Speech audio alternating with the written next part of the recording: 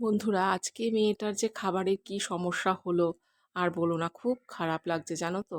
যেমন ব্রেকফাস্টের সময় হলো তেমনি লাঞ্চের সময় হলো।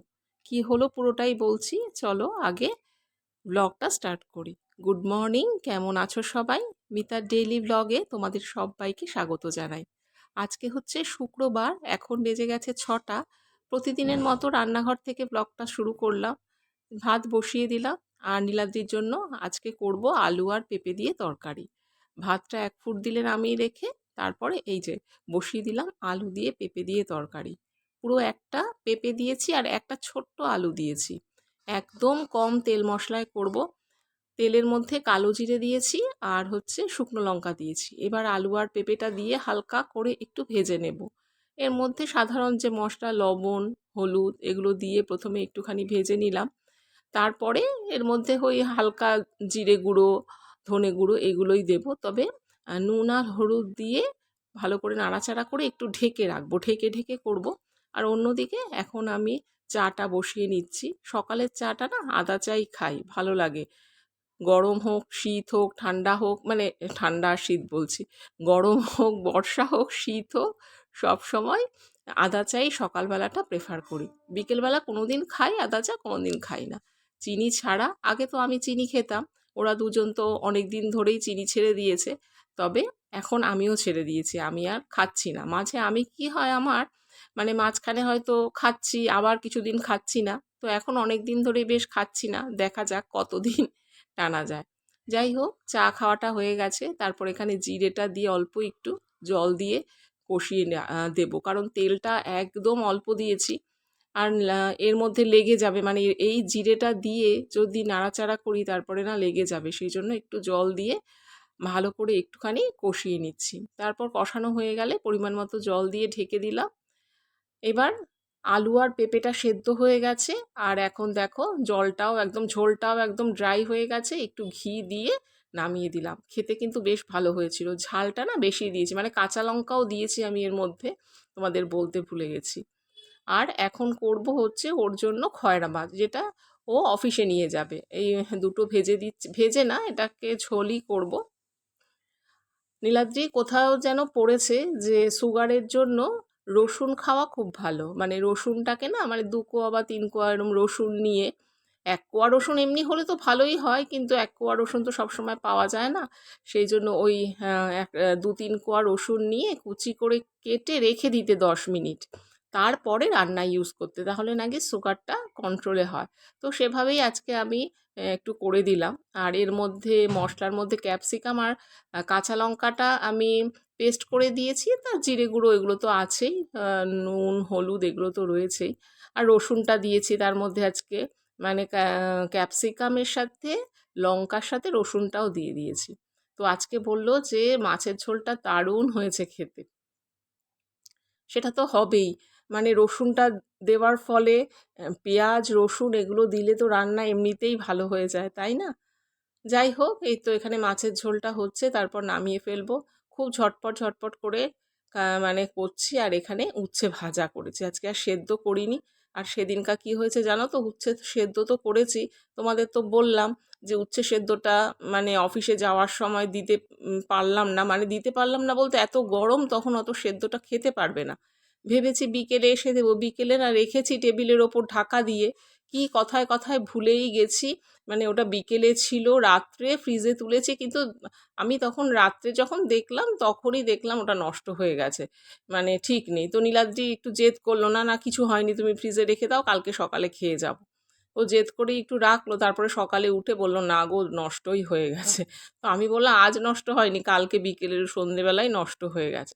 সেই জন্য আজকে আর সেদ্ধ দিলাম না, তাড়াতাড়ি করে উচ্ছে ভেজেই দিলাম। আর এখানে ওকে এখন 2টো ডিম, মানে ডিমের সাদা অংশটাকে এখানে আমি মামলেট করে দিচ্ছি, ওটাও খিচুড়ির সাথে খেয়ে যাবে। ওপরে একটু গোলমরিচ দিলাম আর একটু কাঁচা লঙ্কা। এই তো রান্নাবান্না তো মোটামুটি কমপ্লিট হয়ে গেছে। এবার ওকে খেতে দিয়ে দিই। খেতে দিয়ে তারপর টিফিনটাও প্যাক করে দেবো। আর ওদিকে মানে টিফিনের মধ্যে তরকারি আর মাছটা না বাটির মধ্যে, ওর যে টিফিন বাটি আছে সেই টিফিন বাটির মধ্যে বেড়ে আমি ফ্যানের তলায় রেখে দিয়েছি, একটু ঠান্ডা হলে প্যাক করতে সুবিধে হয়। আর ভাতটা এখন বেড়ে দিচ্ছি। আর এমনিতে অফিসে ঢোকার পরে এসির মধ্যেই থাকে, তো নষ্ট হয় না জেনারেলি। কিন্তু খুব গরম হলে না, যদি খুব গরমটা ঢাকা দেওয়া হয়, মানে যখন খুব গরমটা বেশি ছিল আর কি, আর খুব গরম যদি ঢাকা দিয়ে নিয়ে যায় তাহলে অনেক সময় খাওয়ার যদি একটু দেরি হয়ে যায় তাহলে কিন্তু নষ্ট হওয়ার চান্স থেকে যায়। যাই হোক, ও অফিসে বেরিয়ে গেল আর আমি এই ঘরের মধ্যে এসে এক মুহূর্ত আর বসিনি। আমি এই যে একটু ঝুল টুল পড়েছে সেগুলো একটুখানি ঝেড়ে দেব।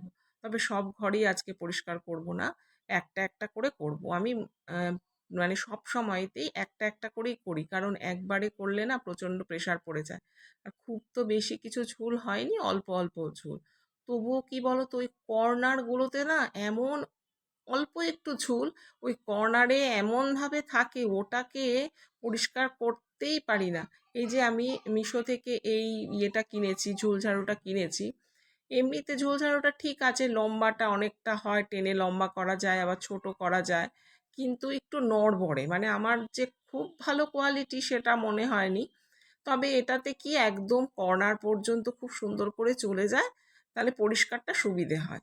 কিন্তু একটু হালকা হাতে করতে হয়, খুব বেশি প্রেশার দিয়ে করা যায় না। কিন্তু আর একটু প্রেশার না দিলেও আবার অসুবিধে, ওই যে কর্নারগুলোতে দেখছো, ওই কর্নারগুলোতে না অল্প একটু ঝুল লেগে থাকে। এবার ওইটাকে পরিষ্কার করতে খুব অসুবিধে হয়ে যায়, মানে ওটা মনে হয় আসতেই চায় না।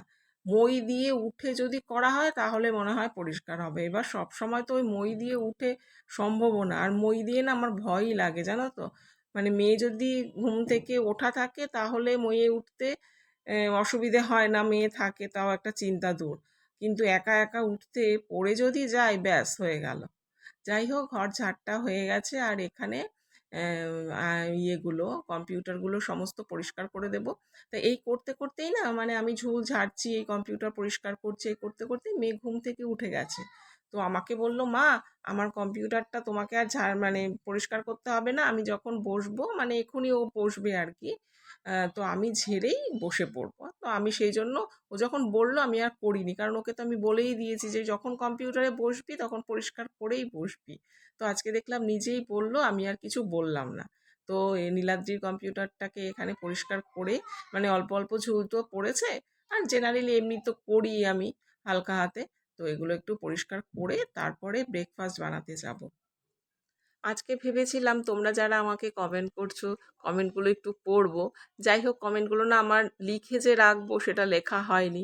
আর আজকে যেটা এই ভিডিওটা তো আজকে যাবে, আর ভয়েস ওভারটা আমি কালকে দেওয়া হয়ে ওঠেনি। কালকে একটু বেরিয়েছিলাম সন্ধেবেলা, তো কালকে আর দেওয়া হয়ে ওঠেনি। আজকে শনিবার আমি এই ভয়েস ওভার দিচ্ছি, এটা আবার পোস্ট হবে।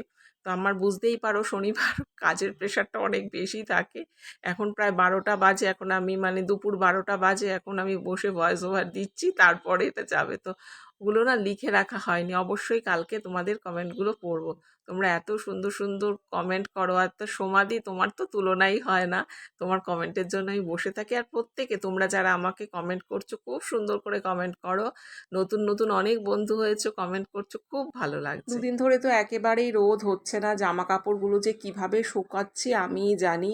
আজকে একবার কি করেছিলাম জানো, ছাদে কিছু জামা কাপড় দিয়ে এসেছিলাম, মেয়ে বারণ করলো যে মা উপাস থেকে অন্ধকার করে আসছে, তুমি দিও না। তো আমি তাও দিলাম, একটু রোদ রোদ দেখে দিয়েছি।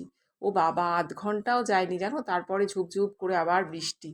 যাই হোক, আবার নিয়ে এসে ওগুলো স্ট্যান্ড ফ্যান চালালাম, স্ট্যান্ড ফ্যান চালিয়ে মানে তার সামনে দিয়ে দিলাম। আর কি বলতো, স্ট্যান্ড ফ্যানের হাওয়াটা তো বেশি, অনেকটাই বেশি, সেই জন্য ওর সামনে দিয়ে দিলাম। কি আর করব বলো। সত্যি আমরা বৃষ্টি চাই, বৃষ্টি চাই, কিন্তু আহ, সবটারই প্রয়োজন। একদিন বৃষ্টি হোক, একদিন একটু রোদ উঠুক, এরকম হলে বেশ ভালো হয় বলো, জামা কাপড়টাও শুকোয়, আমাদের বৃষ্টির যে দরকার সেটার সেটার যে চাহিদা আছে সেটাও মিটে যায়। যাই হোক, কাজ করতে করতে ভীষণ ক্লান্ত হয়ে গেছি, এবার একটু জল নিয়ে বসেছি। জল নিয়ে বসে একটু জল খাবো, জল খেয়ে তারপর বাদ বাকি সব কাজ করতে যাব। মানে আজকে ব্রেকফাস্টটা বানাবো। তো মেয়েকে বললাম কি খাবি, মেয়ে বলল দেখো ও কি খাই, তুমি ভাবো যে কি দেবে আমাকে। তো রুটিটা তো জানোই, রুটি পরোটা এগুলো খুব একটা পছন্দ করে না। লুচি পছন্দ করে, কিন্তু এখন না লুচিটাও অতটা খেতে চায় না। তো আমি স্নান টান করে এসে পুজো দিয়ে এই যে সিঁদুর পরে নিচ্ছি, তারপরে যাব ব্রেকফাস্ট বানাতে। আজকে একটা হেলদি ব্রেকফাস্ট বানিয়েছি, আমার খুব ভালো লেগেছে। এই যে তোমাদের বলছিলাম যে আমার মেয়ের সকাল থেকেই একদম ভালো যায়নি, মানে আমি যেই হেলদি ব্রেকফাস্টটা বানিয়েছি ওর না সেটা খেয়ে ভালো লাগেনি। মানে ওর ওর আসলে বাঁধাকপি তারপরে গাজর এগুলো মানে রান্না করা থাকলে ঠিক থাকে, নইলে না ও খেতে পারে না একদম। এখানে দেখো একটা বোলের মধ্যে বাঁধাকপি কুচিয়ে নিয়েছি, গাজর নিয়েছি, ক্যাপসিকাম নিয়েছি, তারপরে কাঁচা লঙ্কা দিয়েছি, তারপরে ময়দা দিয়েছি, সুজি দিয়েছি, এগুলো সমস্ত দিয়ে অল্প একটু নুন আর একটু গোলমরিচ দিলাম, দিয়ে এবার ডিম দিলাম। ডিমটা তোমরা তোমাদের ইচ্ছে মতো দেবে, তবে ডিমটা একটু বেশি থাকলে না টেস্টটা ভালো হয়। এবার প্রথমে একদম জল না দিয়েই মাখতে হবে। তো মোটামুটি যদি দেখা যায় খুব ড্রাই নেই, তাহলে এমনি প্যানে দিতে পারো। আর যদি দেখো খুব ড্রাই রয়েছে, তেমন আমারটা দেখেছি খুব ড্রাই, সেই জন্য আমি অল্প একটু জল মিশিয়েছি। মিশিয়ে এবার দেখো একটুখানি মেখে নিলাম, মেখে এই রকম ব্যাটারটা রাখতে হবে। তারপর একটা ফ্রাইং প্যান বসালাম, খুব কম, একদম কম তেল দিয়ে এবার এটাকে দিলাম, গোল আকার দিয়ে দিলাম এটাকে। তোমরা যদি অন্য কোনো আকার দিতে চাও সেটাও দিতে পারো, শেপ দিতে চাও সেটা দিতে পারো। ওপরে একটু মৌরি ছড়িয়ে দিলাম। এবার এপাশ ওপাশ বেশ ভালো করে ভেজে নিলাম, আর সিমে রেখে রেখেই কিন্তু ভেজেছি। এই যে মেয়ের জন্য একটা আমার জন্য একটা করে নিলাম, খেতে কিন্তু বেশ ভালো লেগেছে। কিন্তু ওই যে ও বাঁধাকপি এইভাবে ও পছন্দ করে না, মানে বাঁধাকপিটা যদি রান্না করা হয় তাহলে ঠিক আছে, তারপরে মানে যখন চাউমিনেও দেওয়া হয় না, মানে একটু যদি কচকচি ভাব থাকে তখন ও খেতে ভালোবাসে না আর কি। যাই হোক, ও খেতে পারলো না, অল্প একটু খেয়েছে, বললো থাক আমাদের ওতেই পেট ভরে গেছে। আমি বললাম অন্য কিছু করে দিই, না ও বললো না। যাই হোক, খাওয়া দাওয়া করলাম, এই যে এখন এগুলো সমস্ত ধুয়ে টুয়ে নিচ্ছে, যেগুলো মানে খেলাম এখন ব্রেকফাস্ট করতে গিয়ে যেই সব জিনিসপত্র লেগেছে বাটি টাটি, সেগুলো সমস্ত কিছু ধুয়ে একদম পরিপাটি করে রাখলাম। আর আজকে বেশিক্ষণ তো তোমাদের মানে এই পর্যন্তই কাজকর্ম তোমাদের সাথে শেয়ার করেছি। আর দুপুরে কি হয়েছে জানো তো, কালকের মাছ ছিল, মানে মাছটা বেশি হয়েছে, রাত্রে আমি আর মেয়ে মাছটা খাইনি, তো সেটাকে আমি জাল দিয়েই রেখেছি। ও বাবা, দুপুরে যখন খেতে বসেছি আমি না অল্প একটু ঝোল নিয়ে খেলাম, আমার অত কিছু মনে হয়নি। মেয়ে খেতে গিয়ে দেখে সেটা নষ্ট, সে খেতে পারলো না। সুতরাং আজকের দিনটা ওর এইভাবে এত বাজে গেছে, কি আর বলবো। তো চলো বন্ধুরা, টেবিলটাকে ব্রেকফাস্ট করেছি টেবিলটার মধ্যে, তো এটাকে একটু মুছে ঠিকঠাক করে নিই। তো আজকের ভিডিওটা এই পর্যন্তই রাখছি। তোমরা সবাই ভালো থেকো, সুস্থ থেকো, সাবধানে থেকো। আজকের মতো আসছি, টাটা।